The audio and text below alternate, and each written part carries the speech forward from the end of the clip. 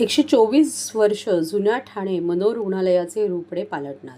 सुमारे 124 वर्षाची परंपरा आणि मोठा इतिहास असलेल्या प्रादेशिक मनोरुग्णालयाचा प्रथमच कायापालट होत आहे.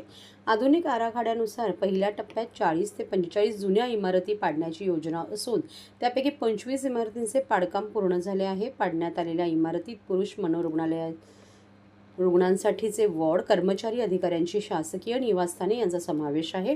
मात्र या सर्वांसह रहिवाशांना तात्पुरत्या स्वरूपात पर्यायी ठिकाणी स्थलांतरांसाठी जागेचा अभाव निर्माण झाला आहे. त्यामुळे पाडकाम थांबवण्यात आले आहे.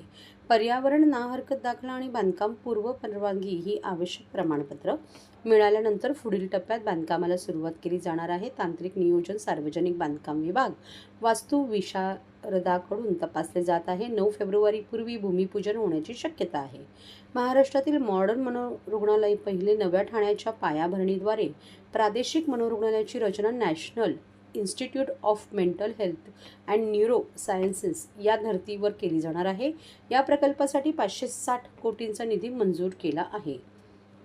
रुग्ण नातेवाईकांसाठी आधुनिक सोयी नव्या आराखड्यात फॅमिली रूम म्हणजेच रुग्णासोबत त्यांच्या कुटुंबातील व्यक्तीला राहण्यासाठी सोयी केली जाणार आहे. तसेच हाफवे होम सुविधा असेल. त्यामध्ये रुग्ण बरा झाल्यानंतर घरी जाण्यापूर्वी स्वावलंबन आणि सामाजिक समन्वयाचे प्रशिक्षण दिले जाईल.